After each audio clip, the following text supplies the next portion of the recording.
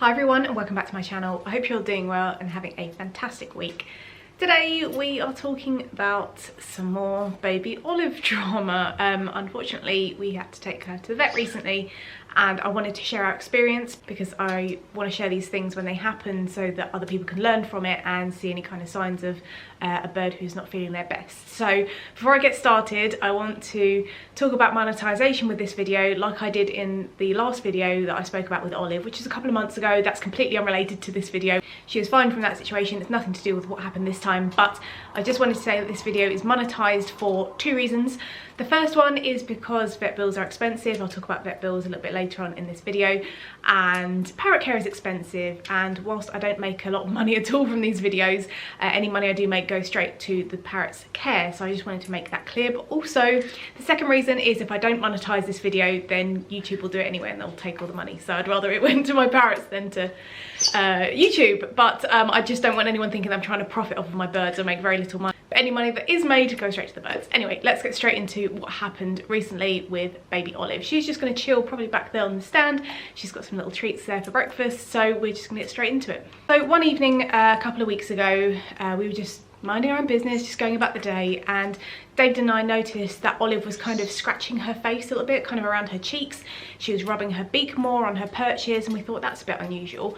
So we monitored it, and she was doing it for a little while, and then it kind of stopped. And we were like, okay, maybe she just kind of irritated her beak, or, you know, we don't really know what happened, but she seemed fine.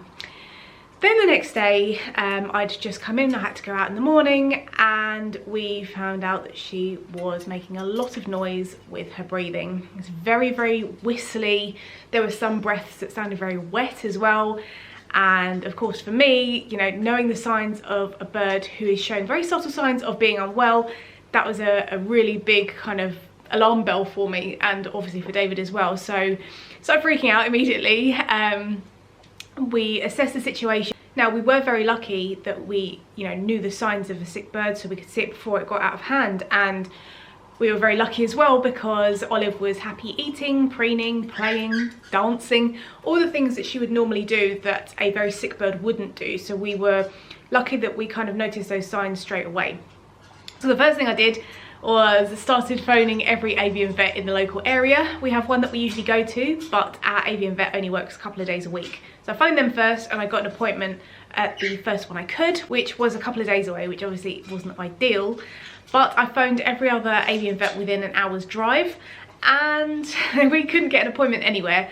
Either they didn't have an avian vet anymore, or they were on holiday. You know, it just worked out that, you know, we just couldn't get an appointment anywhere. So I stuck with my local avian vet. I phoned them every day hoping for a cancellation, but they didn't have one, so we stuck with their appointment, and in the meantime we just monitored Olive.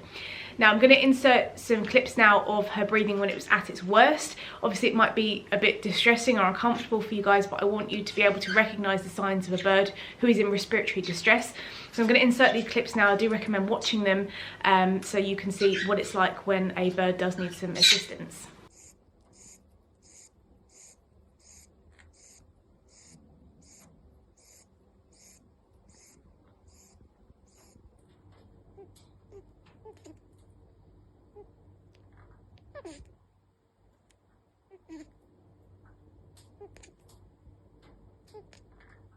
Hello.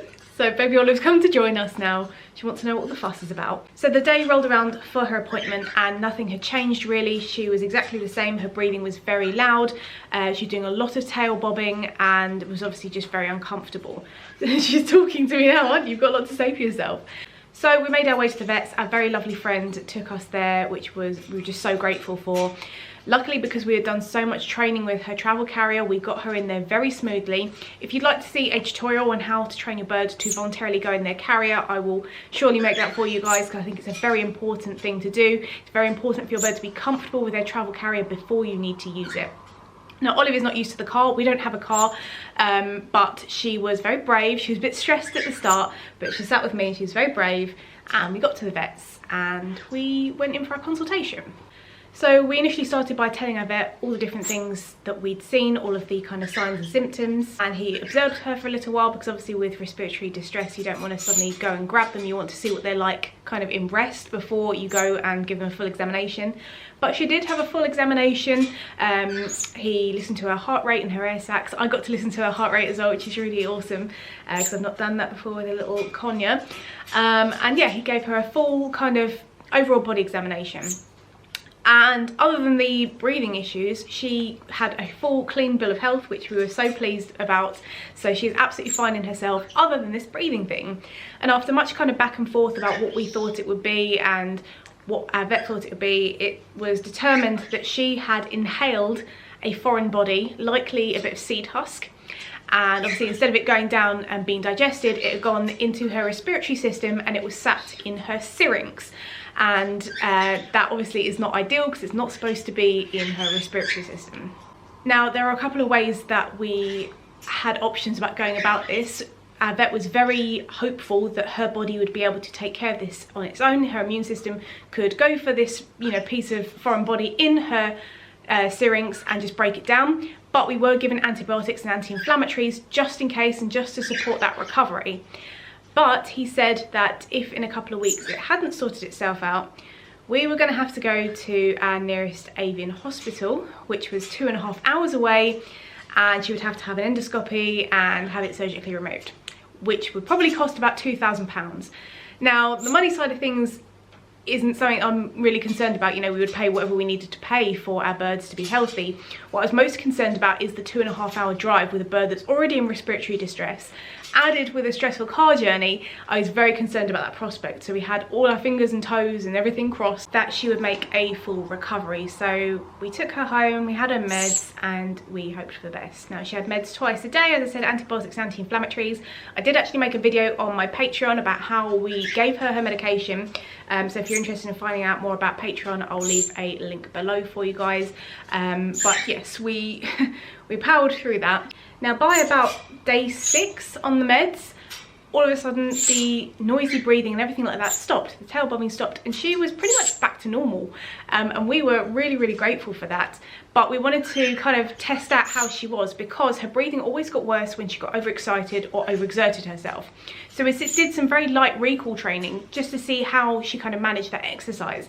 And there was no noise from the breathing. She was absolutely back to normal. Now, of course, we finished the full course of medication. We didn't just stop when she looked better. You always have to finish the full course of medication for your bird and for yourself.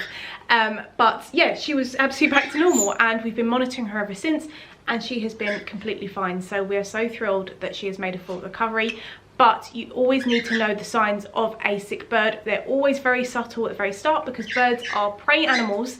So you need to know how to identify the signs of a sick bird and get your bird to an avian vet as soon as you physically can. Now, I am not an avian vet. I cannot give out veterinary advice. It's actually illegal to do so if you're not a vet. So if you need help finding an avian vet, please leave me a comment. I will help you find an avian vet. But please don't ask me what's wrong with your bird because I can't help you in that regard. All I can do is try and help you find your local avian vet. And it's always important to know where they are before you need them. And we are very lucky that we were able to see our avian vet very quickly, and also that Olive is perfectly fine now. As you can see, she's a very happy baby. Big kiss.